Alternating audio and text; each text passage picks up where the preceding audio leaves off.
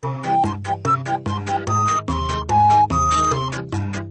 everybody out there in internet land. This is the Malarkey Hour, and this is your host, Matt. And with me, it's my co-host, Mr. John. How's it going, sir? What's up? All right, let's get this week's show started. John clears out his throat 50 million times. All right. Are you ready, John? I want to make sure. I was born ready. I made up that saying years ago. You're the one who's made it up? Yeah. Well, what do we got? I don't know. What do we have? Okay, so let's start out with sports. Football is my favorite show. Let's do some sports. All right, let's do this, John. Okay, so we have the big sports story this week is, of course, the NCAA basketball tournament, otherwise known as March Madness. That's all I have to say about it. It's a lot of basketball. It's a lot of basketball, yes. They usually cancel all your favorite shows. Yes, Whether so you if you're like it or not. If you're into your soaps are all canceled this week and next week as we get through this. Was it 2 weeks of March Madness? Yeah. So I need my days of our lives. today we had an upset. We've had a few upsets, but this one was the one for today. Wichita, the 7th seed, Wichita State beats Kansas. I don't believe you. They did? Yeah. No, that was... They beat them 78-65. I think right now that's the only upset, really. Or as far as people thinking, Yeah. They were a 2 seed. There was a 2 seed against the 7th seed. So Wichita State advances to the Sweet 16. And we still have 2 games right now. You got Louisville and against UNI. You and me? UNI, John. Oh, my grammar's messed up. I don't know. It just says UNI. I don't know what it is. It says our names? Yes. Yeah. I don't think I'm ready for this game. Have you been practicing? I hope you studied that game. Yeah. It's against Northern Iowa. That's why it says UNI. Yeah, I know. That's still going on. That's at halftime. And West Virginia against Maryland. That's the second half just started. So my 2 teams are alive with Wisconsin and Gonzaga. Did you make a bracket this year? Yeah, I made a couple. But I have Wisconsin and Gonzaga and you're going at it in fine. the end. Going at it. Wisconsin's going to knock off Kentucky. I have Kentucky in the Final Four, but I don't have them in the championship game. Why not? I don't know. I really don't know. Okay. A lot of this is guessing. Okay. Okay. Okay, so that's all we have to say about the March Madness. I really don't like college basketball, so I guess it's I really can't say too much about it. I think you watch it more than I do. Yeah, a little bit. Yeah. John likes mostly. Pretty much know who covered. John likes to do that thing where you tell somebody else who you think is gonna win, and you put some change in, and whoever wins gets to keep that change. Moving on. Okay, so let's move on from the college game to the professional ranks. NBA. Let's do a little NBA talk, John. The big boys play. Okay, where the big boys play. Okay, so this I just learned right now. Former NBA MVP, the Canadian boy from up north, Steve Nash, announces his retirement earlier tonight. How old was he? He is 41 years old. Like he's dead, right? How old was he? He had a 19-year NBA career. He won the MVP twice. He has tallied the 3rd most assists in league history. He's still technically a Laker right now? He's still technically a Laker. He's getting paid, right? Yeah, he's getting paid. He was just hurt the last years. Okay, so he announced this is what he said. The greatest gift has been to be completely immersed in my passion and striving for something I loved so much. Visualizing a ladder, climbing up to my heroes. The obsession became my best friend. I talked to her, cherished her, fought with her. I got knocked down on my ass by her. Is he talking about his wife? I don't know. And that is what I'm most thankful for in my career, in my entire life, in some ways. Obviously, I value my kids and my family more than the game. But I think you like probably at the last second is like, oh shit. But in some ways, having this friend, this ever-present pursuit, has made me who I am, taught me and tested me, and given me a mission that feels irreplaceable. I am so thankful. I've learned so much. I've learned so many valuable lessons about myself and about life. And, of course, I still have so much to learn. Another incredible gift. Nash did not play this season with the Los Angeles Lakers because of injuries, and he finished his career with 10,335 assists. That's third most in the NBA behind only John Stockton and Jason Kidd, who retired 2 years ago himself. So nice. But you already knew he wasn't going to play again. No, yeah. Not a lot of drama here. No. You know what? And he's so beloved. The Canadian Prime Minister, Stephen Harper, took to Twitter to congratulate the British Columbia product. He said, this is from Stephen Harper's Twitter account. I call him Harpy. Harpy? Good old Harpy. There has never been a better Canadian basketball player than at Steve Nash. Congratulations on an incredible career. Big thumbs up from the Canadian Prime Minister, Stephen Harpy Harper. The Harpster. The Harpster. No. So. Did you know who the Canadian Prime Minister was before you read that? I did. Did you? I really did. And you can't prove I didn't. I don't believe you. There's no way you can prove I didn't. Okay. So that was one of the NBA news this week. We also looks like we're not going to see Kevin Durant. No. Maybe, Why? but probably not. What did you hear? What did I hear? I don't know. My sources, mostly ESPN's. I don't know if you heard of him. Yes, Kevin Durant is removed from activities. He has been shut down, quote unquote, from the team. He has been removed from basketball activities and could be shut down for the season. That's what Oklahoma City Thunder general manager Sam Presti announced this past Friday. He said he's not making the progress we'd hoped or expected. So that's bad news for all Oklahoma City Thunder fans. Right. He was held out of practice Thursday because he was experiencing a little bit of soreness, and this was on Thursday. So, he underwent surgery February 23rd for the to try to alleviate the soreness he's had from that that foot injury he's had all season. So, doesn't sound good. No, it does not sound good. Presti went on to say on Friday that the goal is to get him back on the court healthy, whenever that is. So, yeah, I mean it's understandable why they would shut him down. You don't want him injuring himself further. It's a lot of money. Yeah. So.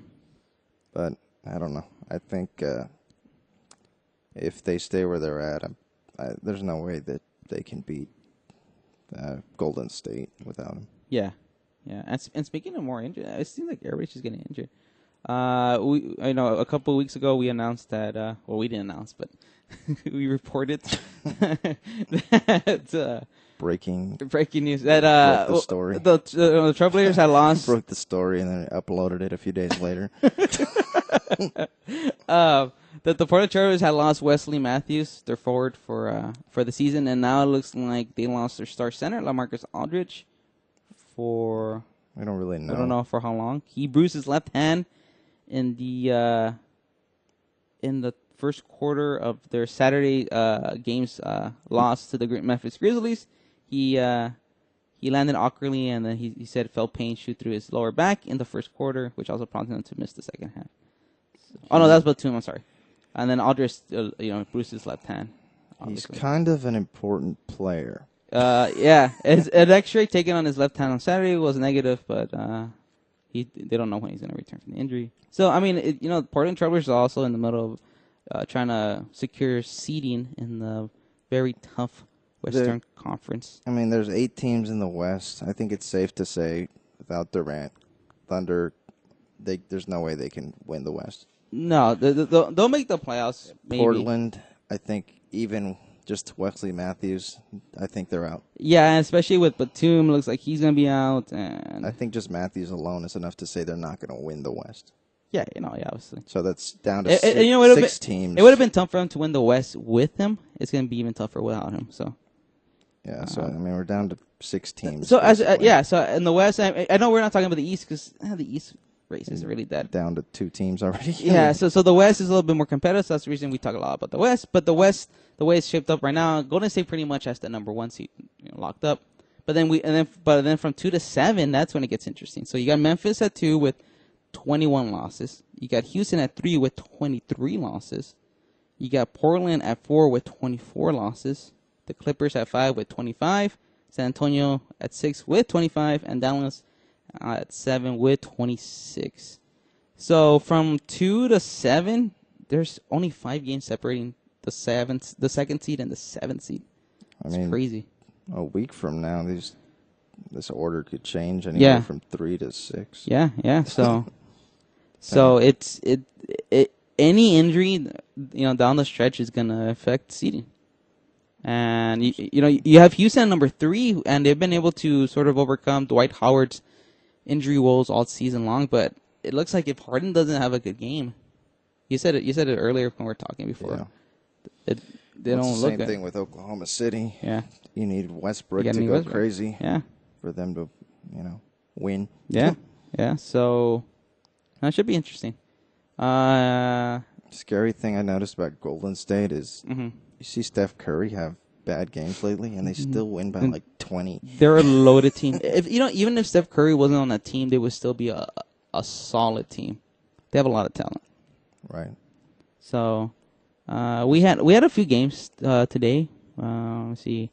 I think one of the bigger ones, San Antonio beat the Atlanta Hawks, the number 1 seed out of the East, and they dealt the Hawks their 3rd straight loss. So San Antonio won 114-95.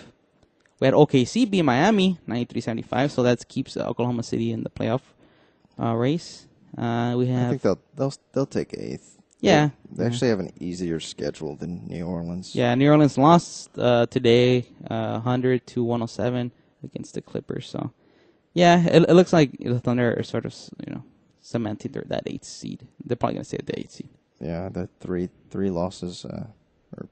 That's pretty big, especially when you have less than 20 games left. On the schedule. Right. So I mean, they're going in opposite directions. New Orleans lost 3, and Oklahoma City's won 3 in a row. Yeah, so when you're fighting for the last spot, that's a big deal. It's sort of important. Yes. Yeah. Yes. I agree. But we'll see. This is a week-to-week thing. We'll see how it all ends up. I mean, you could have San Antonio sitting at 3 or 4. You're correct. Which we're a little biased there, but I don't know. Memphis could even lose that 2nd spot. Who knows? Yeah. They haven't been playing great, so. Yeah. We will see what happens. Will see.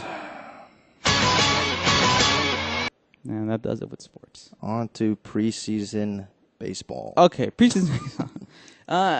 You know what story I want to talk about this week? I know you say you haven't finished seeing it. I know you say you only seen a little bit of it, but I want to talk about the last episode of the HBO series, The Jinx, which chronicles the bizarre saga of real estate tycoon Robert Durst. I like to call them moguls. Moguls. He is the heir to one of the biggest New York real estate fortunes. What is he worth? He's supposedly he's worth $100 million. It's not bad. Yeah, yeah. So.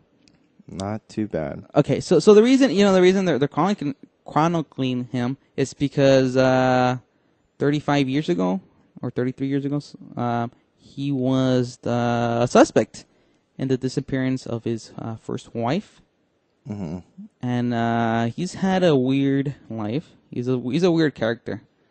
Right. Have you seen the documentary series? It's a 6-part on HBO. I highly recommend it. He's an odd character. So the thing that came out made big news this Sunday. HBO aired the last episode, and in the last seconds, you said you haven't seen it, right? No, I mean you're not gonna ruin anything for me. Yeah, because it's been in the news. Like Yeah. Obviously, it's in the news that he got arrested in New Orleans this past week. Actually, last Saturday, I believe. And this is all because of that whole Mike incident. well, that's the thing. Okay, so what happened at the end of the last episode this past Sunday? The last few seconds, they introduced new evidence. The people making this documentary, they found a letter.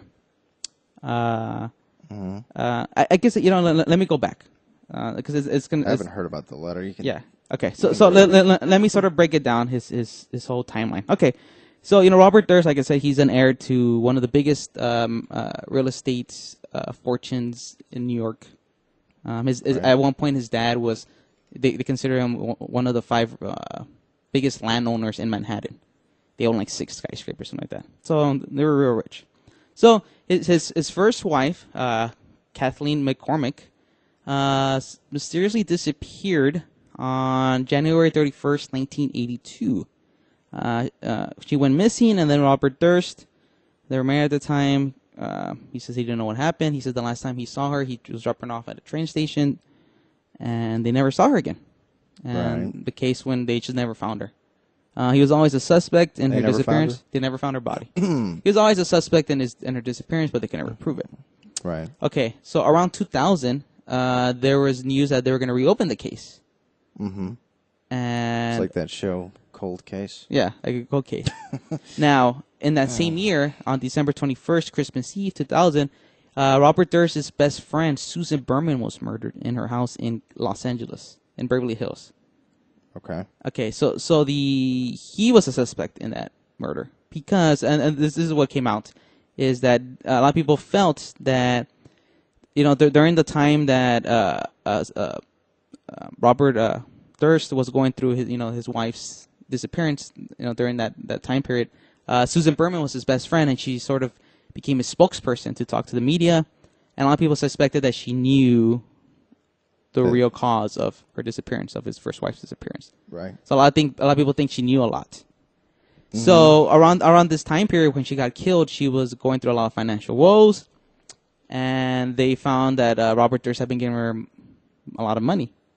Right. And they suspect that maybe she was sort of blackmailing them, sort of saying, "Hey, I need money. It wouldn't be a shame if I went and talked to the police," that sort of thing. And he's like, "It's cheaper to kill her." Yeah. So a lot of people suspect that he was responsible for her murder. Okay, so they have proof that he was giving her a lot of money. Yeah. I mean, they have checks of her, $60,000 or whatever. Should have paid her in cash. Yeah. And this is where the letter's going to come in, but let me finish up. And then the third murder, which it was proven that he did it. It was in 2001. So he was sort of on the lam. He sort of disappeared, and then he reappeared. In October 9th, 2001, in Galveston, Texas, where apparently he was living as a woman. I missed that. And he said living as a woman. Yeah. Okay. So he was renting this apartment, this house, like a duplex, under a woman's. Have pictures of him?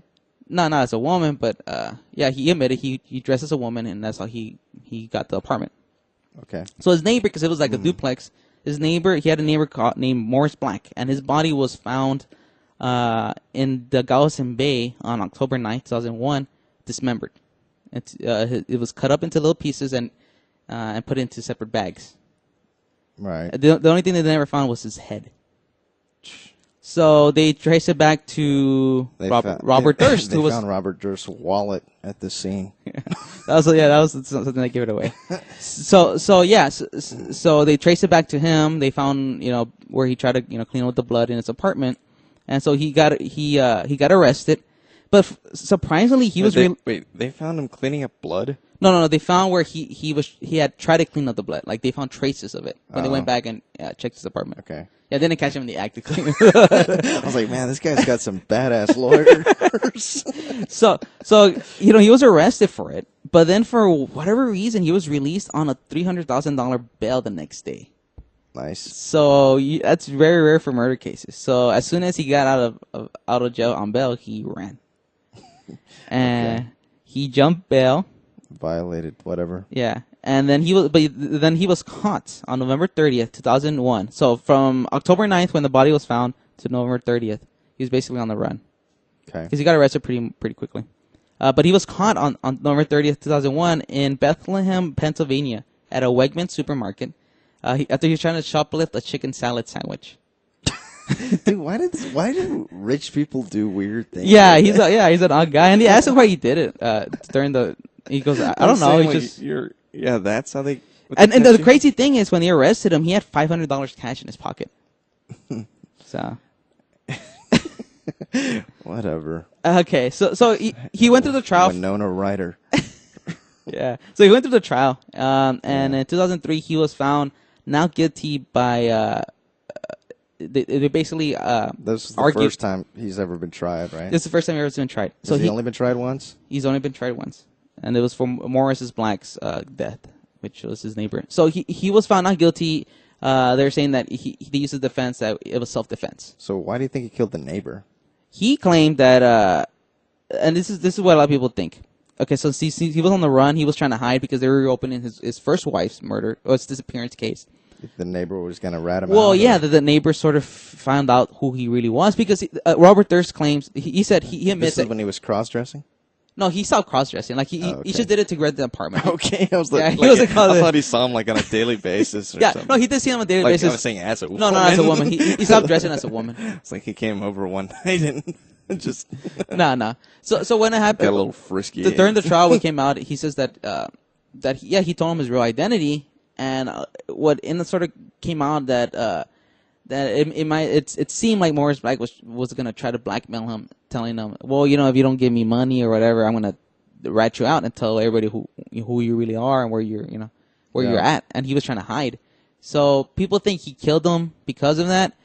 Robert Durst claims he did it out of self-defense, that, Morris Black was crazy and he came in with a gun one time in his apartment and they struggled over the gun and, it went off and he killed him. So then he dismembered him because he panicked and he got off, which is one of the craziest things. Okay, say what you just said again real quick. This was the claim that it was self-defense. Okay, so he admits that... he admits he killed him. He admits he dismembered the body. He admits he threw it out in Galveston Bay. But he claimed self-defense, and he got off. There's no crime against dismembering a body. That was the biggest thing during trial. And apparently, these jurors, they bought his story, and he got acquitted. So that's behind. That's 3 murders. He's linked to. Is there a law against dismembering a body? Like, is there some some code? Apparently, really not. like even if that's all they get him on. Apparently not. He was out on bail, and then this filmmaker, I forgot his name. He made this movie with Ryan Gosling, and I think what was the actress name? The one from Spider-Man. You're telling me so they already covered this kind of film? Yeah. So there's this movie called All the Good Things. I think that's what it's called. Is it like loosely based? Yeah, it's based on his first wife's marriage, on his first wife and his marriage. But is the character's name Robert? Durst? It's all every detail. So it's not loosely based. It's like it's based. Yeah, it's based on his everything. So there's this filmmaker Andrew Jarecki. I think that's his name. Yeah, I think it's Jarecki. He directed this film, and he's been sort of studying this case for 10 years. Him and his producers. Mm-hmm. So he made this movie, and apparently Robert Durst liked it. And he called him. He contacted him, and that's weird. Yeah, I know, he's a weird character. He contacted him. He goes, "Hey, Robert Durst has never really given an interview to anybody." He goes, "Hey, I want to give my side of the story." He goes, "I liked your movie. I'm a huge Ryan Gosling fan." He's a huge Ryan Gosling fan, apparently.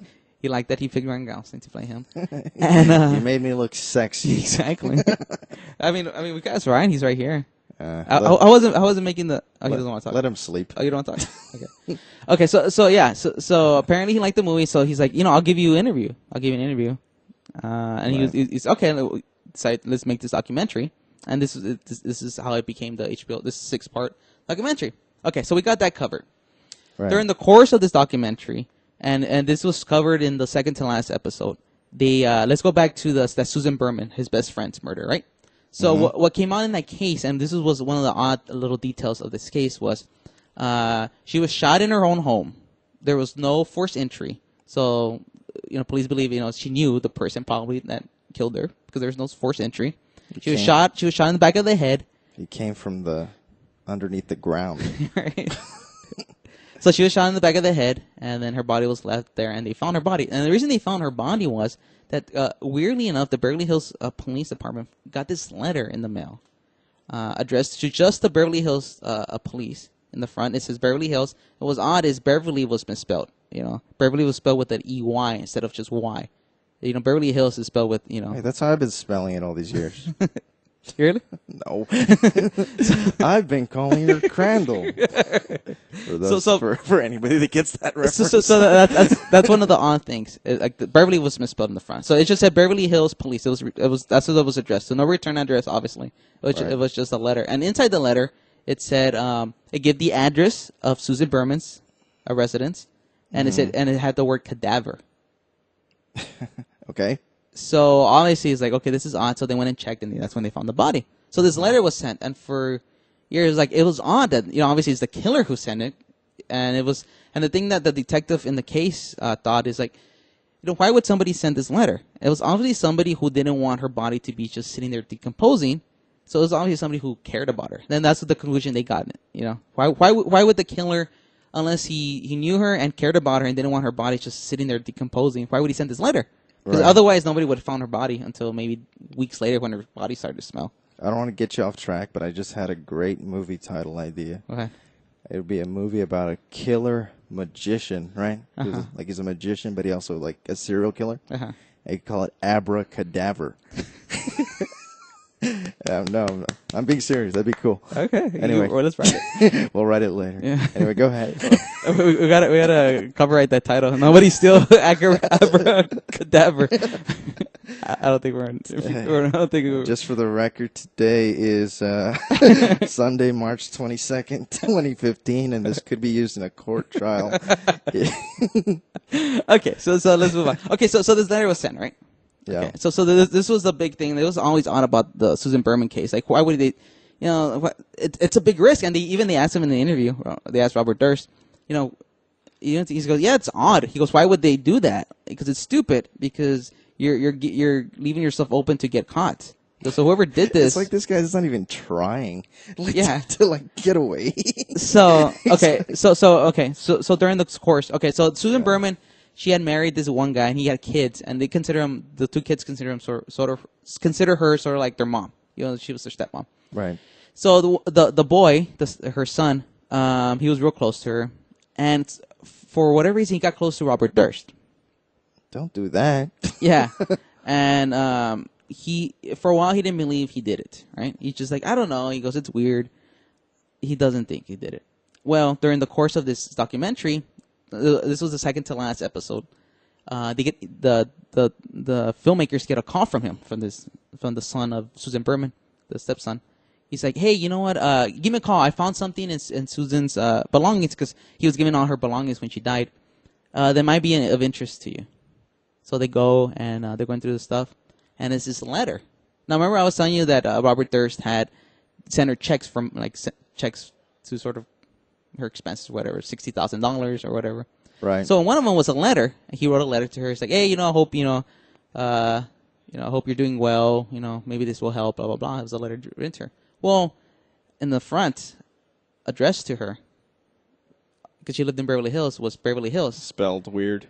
Spelled exactly the same way. Now, the thing that was odd about the letter that the police got was it was written in block letters.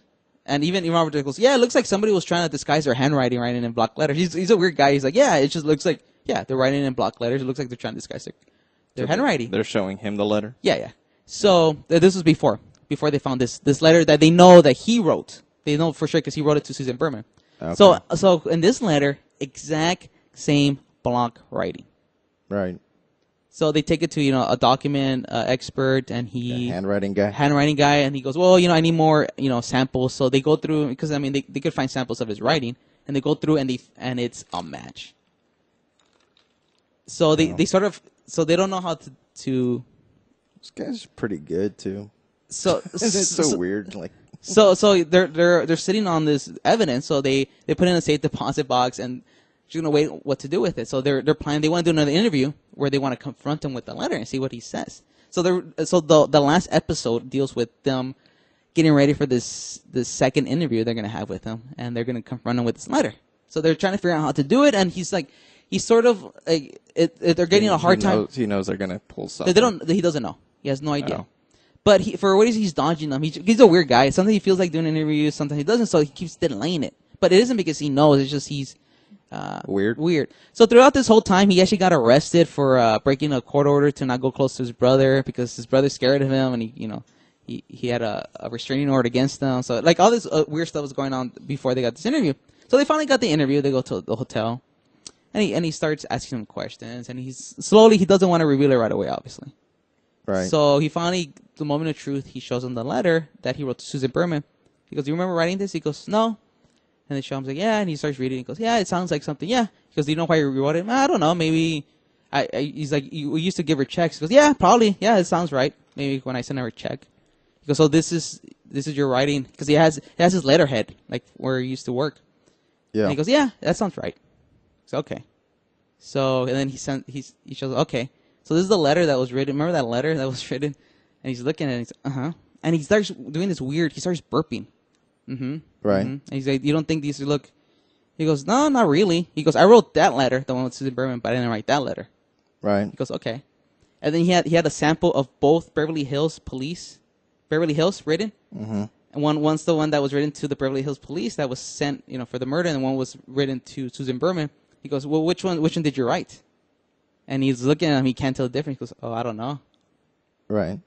And he goes, "Okay." And he doesn't say anything. I was like, "Okay, well, thank you, for your time." So they shake hands, and then he's "Oh, can I use the restroom?" He goes, "Yeah, sure." Well, the one thing he doesn't do, and he has done it before, he doesn't turn off his mic. He doesn't take off his mic. So he goes to the restroom, and you start hearing he's talking to himself. Yeah. And he goes, "Oh, well," I think you've heard this. "Oh, well, I'm caught. There it is." Yeah. He goes, "Kill them all." Right. Yeah, but he's just mumbling to himself. Yeah. I mean, that's not enough. It could be sarcasm. It could be just. Yeah, and it could be like because he's done it before, where he sort of takes the position of somebody outside, and you could argue he's like. Is that what got him arrested? Just that? No. They were already reopening the case, and apparently this audio. They did this 2 years ago, and they just found this. Oh, supposedly they found this audio, but they went and talked to the police because of the letter and everything 2 years ago. So I guess they've been trying to build a case against him, and they finally. It was a weird planning. They planned arresting him around the time the last episode aired on HBO. So, yeah. So that was the whole thing. That's weird. I mean, the timings to me seems it almost seems a little illegal. Yeah, and that was sort of the argument that his lawyers are saying that they believe it's an illegal arrest affidavit or whatever arrest warrant because it coincided with the last airing of the episode. So. Yeah, I mean, I don't know how it works either. It's I don't HBO, know. so I mean, ratings aren't that important to them once they're that deep into it. Yeah, it's just maybe. Yeah. I mean, I were talking about it on the news, like. Yeah, so he was arrested a day before the last episode aired on March 14th, which was last Saturday in the Canal Street Marriott in New Orleans, where he had registered under the false name Everett Ward. And the police found him wandering aimlessly in the lobby, mumbling to himself. And they believe he had driven to New Orleans from Houston 4 days before. So they found on him. When was this? This was last Saturday, so on the 14th. So the other stuff they found on him was a .38 Smith & Wesson revolver loaded with 4 live rounds and 1 spent shell casing. They found 5 ounces of marijuana, his birth certificate and passport. This was weird. A full-face latex mask, the fake Texas ID used to check into the hotel, and $42,631, mostly in $100 bills stuffed into small envelopes. Bank statements found that in one of Houston's condominiums, he revealed cash withdrawals of $315,000 in a little more than a month. So, I think he's guilty. You think so? Just a little bit. So, I highly recommend. It's such a. I mean, it's hard to really explain everything here in the short amount of time we have. But I highly recommend the 6-part. I want to watch it. Yeah, the 6-part documentary. I only saw like 1.5 or something. It's really good. He's an interesting character, just the way he's so matter of fact about everything. He has very little emotion. It's just there's this one you heard this. I think it was the first episode because his brother, he has a younger brother who's afraid of him, Douglas Durst, who runs the Durst Foundation. I think it's called the Durst Foundation. I forget what it's called, which owns all the buildings. And he asked him like, your brother, he got a bodyguard. Put a restraining order against you. Like, why do you think he's afraid of you? You heard this too, right? He goes, because he's a pussy. Because he's a pussy. like he's just but whatever. he's not even trying to be funny. No, he's not trying to be funny. He's just like, yeah, because he's a pussy. So I mean, he has this weird personality where it doesn't seem like he's really emotional about stuff, and right. So it's interesting. His interview is very interesting. Everything that he did and how he got away with, if he did do it, how he got away with it, it's so crazy, and it just shows you if you have money. It's great, yeah.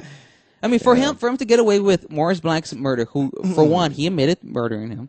Two, he admitted dismembering his body, and they still found him like. What did he do with the body? He cut it into little pieces. He put each body part into separate trash bags, and he threw it in the Galveston Bay.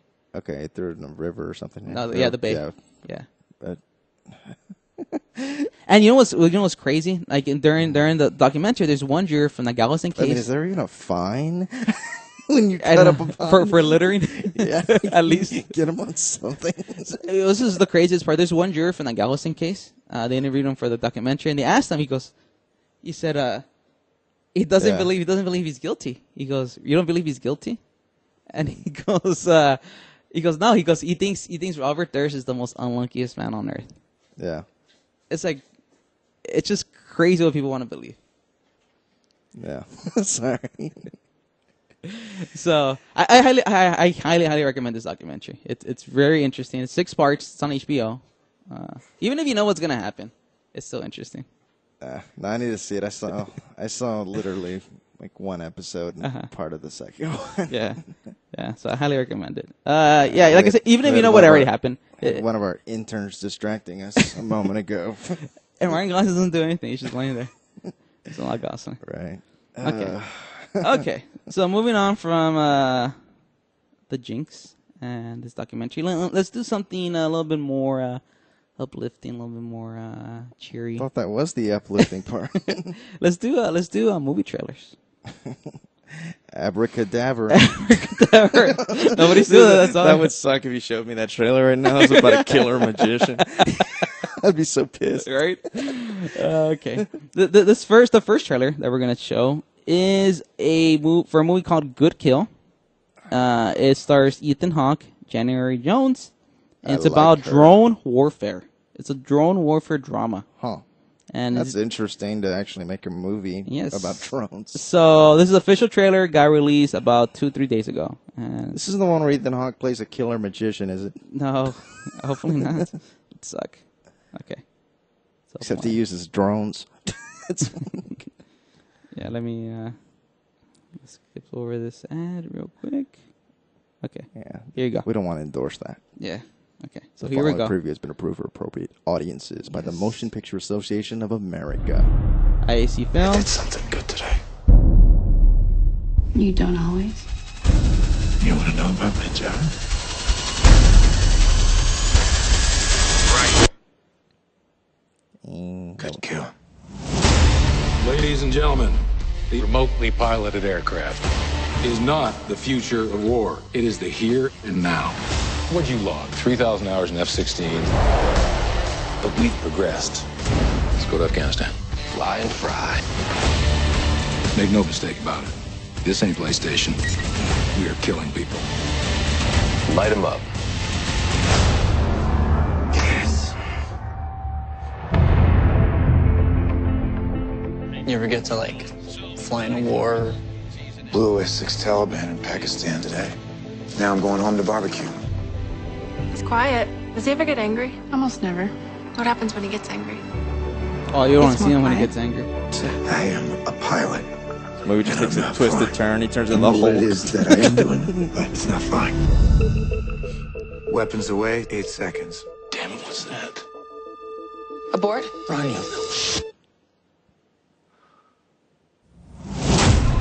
Ethan Hawke's career is back. Yeah. You okay? I feel like a coward. Taking pot shots from half a world away in an air-conditioned cubicle. do you miss? Combat? I don't want you getting gun shy on me. We all pulled the trigger. We both know I pulled the trigger. I just want things to go back to the way they were. I'm okay!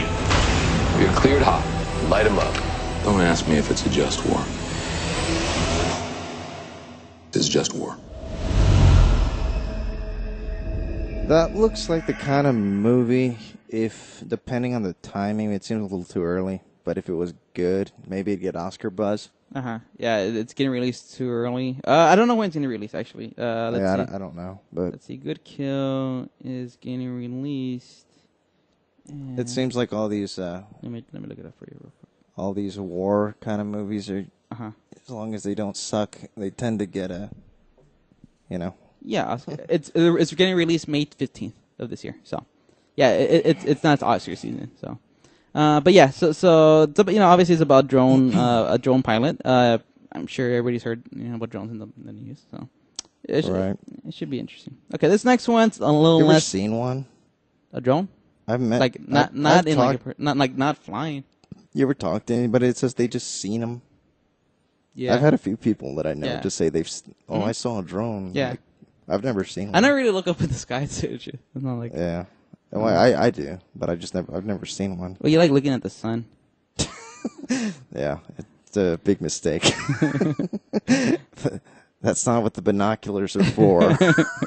Yes, so kids out there, don't look at the sun.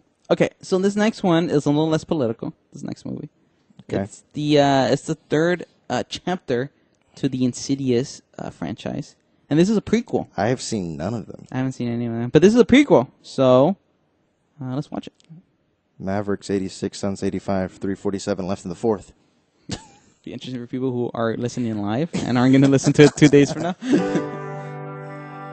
I wish you could answer me, Mom.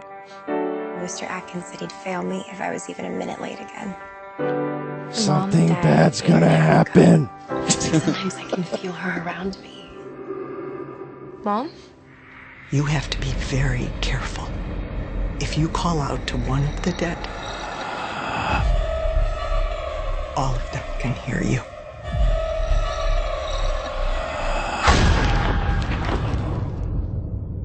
Purge and Sinister. I liked Sinister. Yeah. That was a good one. Starring Ethan Hawke. Yeah.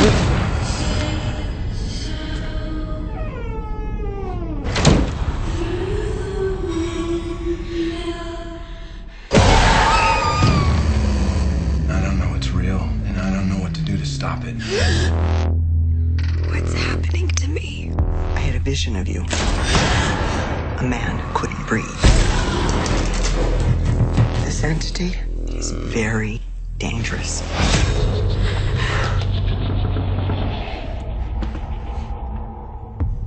Oh, Jesus, he jumped. Or did he? I was like, I don't know if he jumped.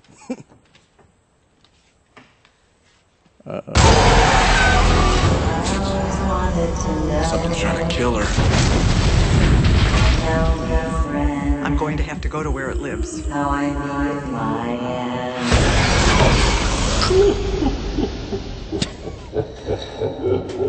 Evil Santa.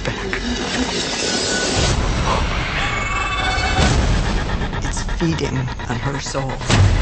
What's happening? Is he dying? Yes. This world is your home. If we don't hurry, it's going to get her. No, bring her back. Bring her back. You said you can bring her back. Yeah, Quinn. I'll be waiting in the dark when the pain finally kills you.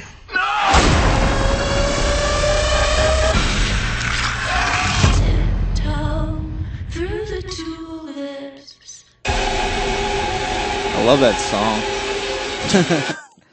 Well, you know what? Now you see what happens when you practice Santeria. Yeah. Actually, I've been trying to practice my Santeria lately. It sucks. Don't do it, because that's exactly what's going to happen. So yes, it's a prequel to the first two Insidious movies. Do you even know what the first two are about? Nope.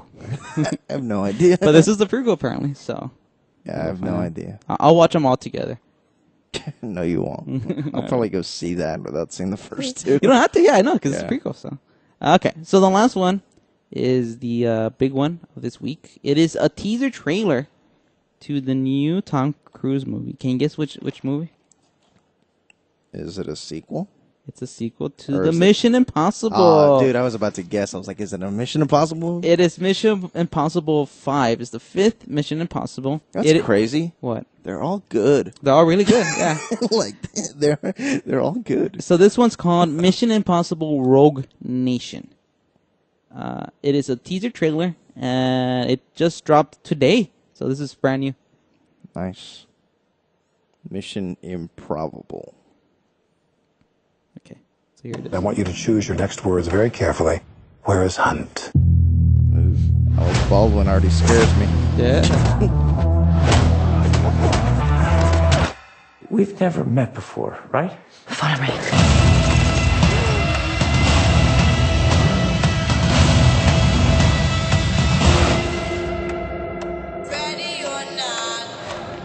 Benji.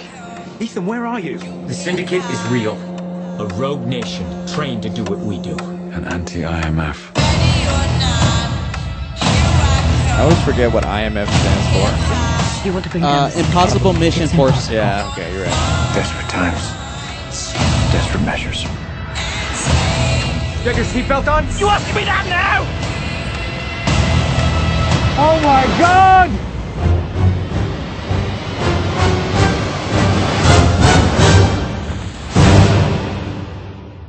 And that shows you what happens when you practice Santeria. All right. And you have no crystal ball. Yes. So that looks good. I mean, it looks like an exciting take. And this one... Who was the girl? I don't know. Okay. I thought it was Was it even anybody famous? I don't know. I guess apparently not. You don't know her. They didn't really show. They showed like for a second. The girl's name is Rebecca Ferguson.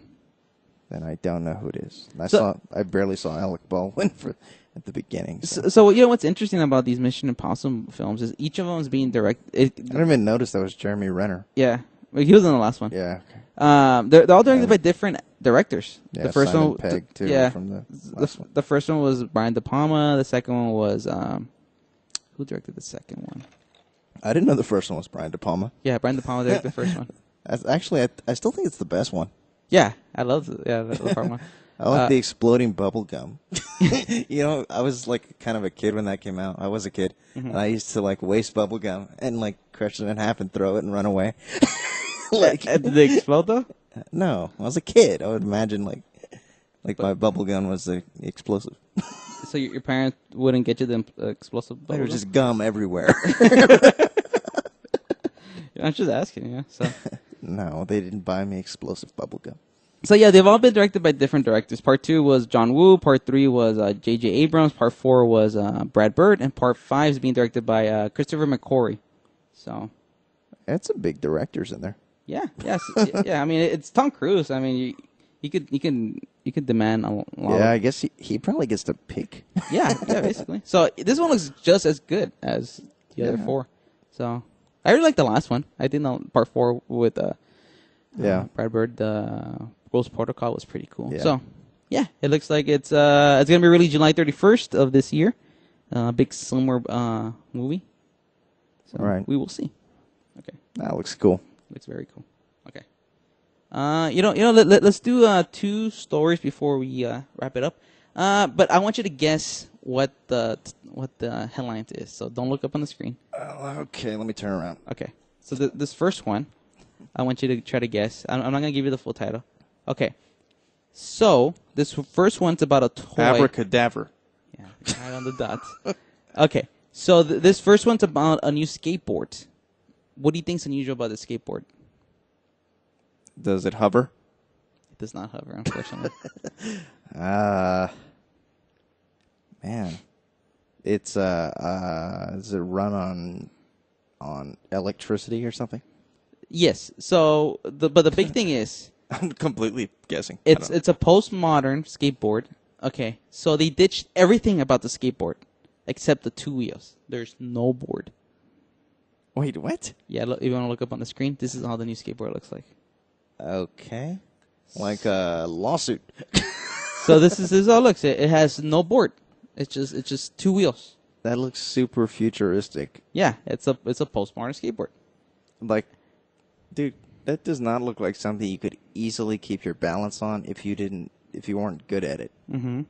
Like, seriously, like I don't think we could just ride that like you and me, like the don't skateboard. Yeah, I don't know. And you know what? This isn't a concept. This isn't like there's no handlebar. There is. I know. Yeah, it's crazy. It's just two wheels. It's not like what's that thing? Like a scooter type of thing. Or? Yeah, but what's that thing? The Razor. The little they Razor? drive around like downtown and stuff. People have. Oh, like a Segway? Yeah, the Segway. Yeah. Yeah, like it looks like that's hard to like crash. Fall off, yeah. There's handles. There's a big you can lean on it. Yeah. No, this one isn't a concept. It isn't like you're trying to get a Kickstarter. No, this is it's a full product. It's fully on sale. It's on sale for $99.95. Who makes this? It's called the Postmodern Skateboard. It is made on sale by Hammacher Schlemmer, which specializes in exotic and strange items. So, yeah. So there you go. So what do you do? I specialize in exotic and strange items. Yes. So I import and export. It looks cool. I import and export weird birds. That's what I do. Okay. He's an importer, exporter. There you go. Okay, so this next one. This is the last story. I want you to guess. Okay, so don't look up on the screen. Okay. No. So, man interrupts what, John? Man interrupts what? What do you think this man interrupted in the wild? Two animals doing it. Okay. Am I right? Yes, but specifically, I'm good at this. Specifically, what two animals did he interrupt? Probably dangerous animals. Maybe. But they did chase him because they interrupted him. Tigers? They were pissed off. No? I'll give you 3 guesses. Okay, that's your first guess. Something less dangerous than a Something tiger? less dangerous. Deer. No. You have one more guess. Less dangerous than deer. Alligators. Alligators are less dangerous than deer. You really are scared of deer? Oh, man. Have you heard those stories where people hit a deer and it crashes through their windshield and just kicks them to death? No, so this man interrupts Tortoise Sex.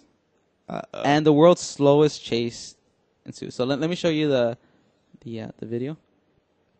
And this is rare. It's hard to find two tortoises mating. Can hear it. Is it? Over here, sort of Yeah, it is very rare. Actually, I saw a video where it's like pushing, what's blowing that thing? kind of sound. Very intriguing sound. This is and that's downwind from us, so it's a big sound to come against the wind. Yeah, there you go. Mating Yeah, tortoises. you hear those moans? How lucky is that? So this guy has like a wildlife show. Yeah, They've stopped mating now, and I'm not sure if that's because we've got a bit close or if they've just finished. But either way, it's a wonderful thing to They're smoking their experience. cigarettes already? They're Two just done. tortoises. Right. He's taking a Mating right nap. under the bush there. Just She's there's making them a nothing else sandwich? going on. No sound on this island at all. just sexist. So it was the sound of them mating that alerted us to walk, 200 yards. The sound? He got wind of us. Uh-oh. Uh-oh. Uh-oh, he's pissed, John. He is pissed. Oh, God. You better run. You better run. He is pissed. Beautiful. He is pissed. Look at those eyes. He is pissed. Is he really going after Oh, him? he is going at him. He's like, how dare you interrupt my post-coital relaxation? I'm trying to smoke my cigarettes. My woman's making them a sandwich. How dare you? Don't move anything. Right. We're trying to make a sex tape. Oh, he is pissed. He is going at them. Watch out. Watch out. Don't move. Don't move my... This is the male saying, hey, I think you've interrupted my mating session. Yeah, he's like, back up, buddy. She's mine. I saw her first. Just amazing. big-ass turtle. Yeah. Relentless to make sure you're well off his territory, which I thought might be 10 feet. But I've actually been on about a 400-yard circuit round here. That's with his this woman. whopping great tortoise You better determined not to take a just bit do out of some- my leg. They can't make like sudden movements, right? This is what you call dogged tortoise determination. He hasn't seen my finishing sprint yet.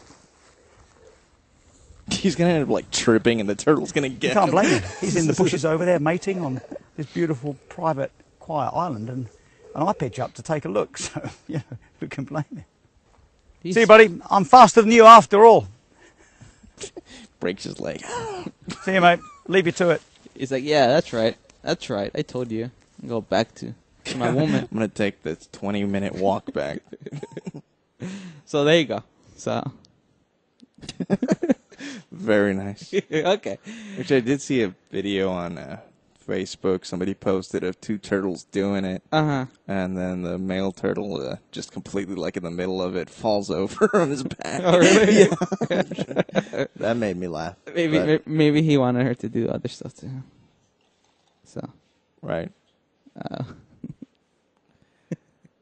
Okay. Yeah. So moving on. Was that the... You have one more? No, that's it. Okay, so moving on to the last segment. We're going to do the segment we do every week. This is, we play the game where John tries to guess the box office results for the week. I'm going to give him he's going to try to guess the top 5. And John's going to try to put it in order from number 1 to number 5. I'm going to give him the top 5 in alphabetical order. Let's begin. Oh, my. Okay. So you ready, John? Yes. Like I said, I was born ready. Okay. Actually, no, I'm not ready. You're not ready at all. I went from born ready to completely yeah, I thought you were born ready. ready. Yeah. But I think we're good here. What could be Okay. easier? It's all alphabetical. You just put it in. I'm going to get this the going right here. file according to alphabetical order. You know, A, B, C, D, E, F, G, H, I, J, K, L, M, N, O, P, Q, R, S, T. All right, let's do go. this, John. Okay, so we had 3 new movies this weekend.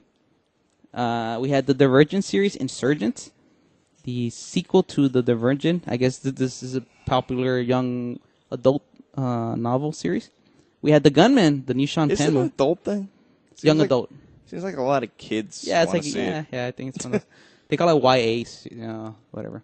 Okay, and we got The Gunman, the new Sean Penn movie. And the It's funny to say the new Sean Penn movie. It's literally like it happens every few weeks. Exactly. And then you have the religious movie. I guess this was sort of popular. Do you believe? Do you believe, John? We'll save that for another day. Okay. So those are the 3 new movies. But let me give you what actually made the top 5. And this is in alphabetical order. First one, Cinderella. Second week out, still in the top 5. Got it. Okay. We have Divergent series. Insurgent Dad made the top 5 in his first week out. Got it. Okay. So we got The Gunman made the top 5 in his first week out. Don't got it. Okay. We got Kingsman, The Secret Service, in his 6th week out, still in the top 5. And last but not least, we got Run All Night in the 2nd week out in the top 5. Okay, John. So now, what do you think won this weekend's box office? John's thinking. John's taking out his abacus. John doesn't believe in calculators. He's taking out his abacus because John is super old school. He is thinking. He is adding up all the numbers, doing his figures, crossing his T's, and he has his answer. I'm crossing my I's and dotting my T's. Okay. So what is your answer? So what is the movie that was number 1 this past weekend? It's got to be that Divergent movie. You are correct. How did you come to this conclusion, John? Because everyone's seen it but me. Okay, there you go. Or I'm talking about the old one. There you go. Okay. So how much did you think it made? It was a big movie. A lot. Okay. Give me a exact number. I'm leaning toward like over 60, but I don't know. 61. Close. 54,025,000. Okay, so we got that. Number 1 out of the way. What do you think number 2 is? How long has Cinderella been out? This is the 2nd week out. It was number 1 last week. So, obviously it's not number 1. This week it got bumped. This is a kid's movie, right? This is a kid's movie. That's 2. And you're correct. It got knocked down to number 2 from number 1 last week. How much do you think it made? I think it was a lot, but I don't think it was... Obviously not as much as Divergent. Do you think it made $999.99? No. Okay. We could have. 36. It made $34,492,000. Really? Yeah. Okay. Very nice. So number 3. You're down to all the R-rated movies. This is hard. All the R-rated movies. This is actually pretty hard. We got Kingsman Service in the 6th week out. That's the old man on the block. We got The Gunman, the new guy. First week out, and then Run All Night, which came out last week. You can admit that I have been in a theater with people that saw The Gunman, and it was not packed. Had plenty of arm room. Yeah, plenty of arm room. Nobody was stealing popcorn from John's bucket. There's nobody around. So you think it was number 3? Yeah, 3 R-rated movies.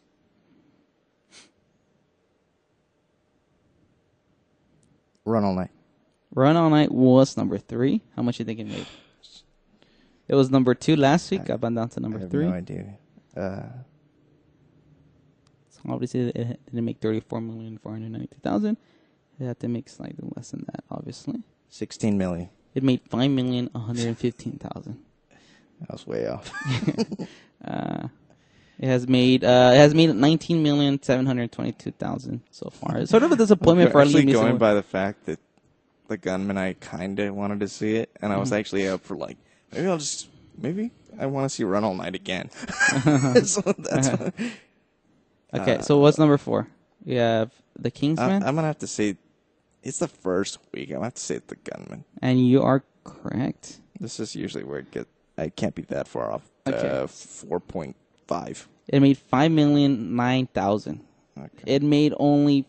That's pretty low for opening weekend. Yeah, it made only $104,000 less than Run All Night. So very close. 9,000 or 900. 109,000 less than Run All Night. So it made.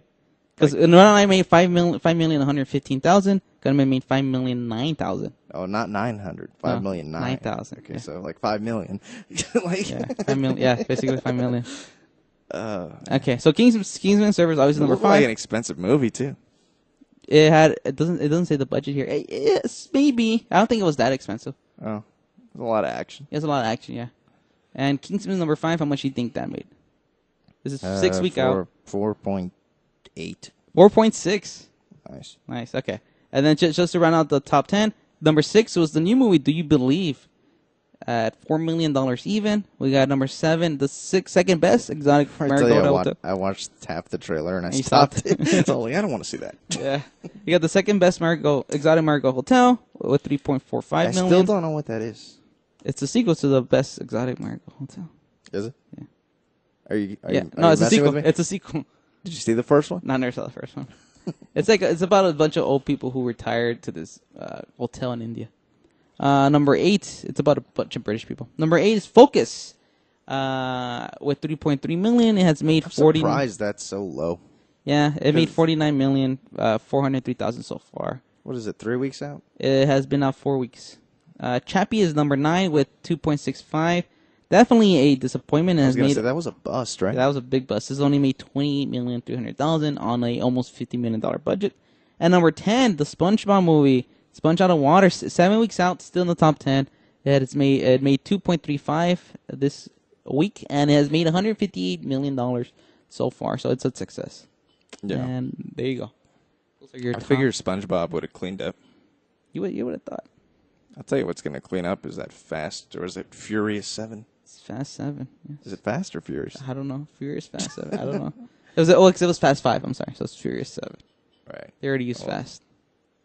Yeah, it was Fast 5, right? Yeah, it was Fast 5. What was 6 called? Fast and Furious? Is that right? I think so. The Fastest and the Furious. But the first one's the Fast. Furiouses. For the first one, because the first one's the Fast and the Furious, and the second one's Too Fast, Too Furious. Third is Fast and Furious Tokyo Drift, and then you know what? I think the fourth one when they came back was Fast and Furious, and then Fast 5, and then Furious 6. I don't know. Is it called? I don't know. I don't know. I really don't know. You could look it up. I don't care. I don't care either. All right. Okay. Do you have anything else to talk about, John? Do you want to talk about anything else? Anything important in your life, John? You want to talk about your life? We can talk about your life. I got some good news. What's the good news? At least for us Spurs fans. And what the happened? Suns beat the Dallas Mavericks 98-92. So what does that do? And officially, I think, I'm checking right now, should have changed the standings and put San Antonio exactly where they're at. before that game. But they are ahead of They are ahead of Dallas 1 game. Exactly, 1 full game. So they're at number what? They're still at 6, but before this, they had the same amount of losses. Now Dallas is a whole game back in the loss column. Well, there you go. So nothing has changed. No, but I bet you next week we will be talking about some different... This has to change one way or another. Yeah. So we'll see. This is going to go week by week and play out. Yeah. What do we got, 3 weeks left? Yeah, because there's less than 20 games left. Yeah. I mean, less than 4 weeks, sorry. Probably less than 4 weeks, yeah. Sorry. Yeah. Kick you. John's trying to put his at the end of the table. We usually say this for after the podcast. Yeah. Oh, weird. Okay. So, anything else? Anything else you wanna? Do you want to plug? Do you want to plug the new product? That I don't like plugging things. Do you want to plug your? No matter how much footsies you play with me. Do you want to plug your new product? John has a new wig product that he's been. If you want to plug it, this is a perfect opportunity. I have a new wig product. Yeah, your company wasn't your company coming out with a new wig product? Is this an inside joke? No, I'm asking you. Like, I don't know. I guess you don't want to talk about it. I guess you don't want to do business. We'll save this for next week. Okay. You're not ready to review your product. Okay, so I guess that's it for this week. We will. Well, Obamacare is turning 5 years old. It is a 5-year-old officially. We went through the terrible twos. Is it 5 years old? Well, I think it's 5 years old since they passed. Yeah, yes, but like it's only been it's been a year since they implemented it. Right. Yeah. Who the heck is Rob Kardashian? Rob Kardashian is the brother of the Kardashian sisters. He's the one male. Is he a half brother? He's, I think, a half brother. I think so. I'm not sure. I don't know. Michael Sam's trying to make it back in the NFL. Oh, that's what you said. Michael Sam's trying to date him. No, I'm just jumping from topic to topic here, but yeah, I think we're good. Okay, but before we leave, I want to encourage everybody. Oh man, I'm sorry, I just had to interrupt you. Apparently, a man stole a Christmas gift that he gave to his neighbors. Now he's in jail. This just happened. It's an old Christmas gift. Yeah. Okay. So before we leave, I want to encourage everybody to hit the subscribe button.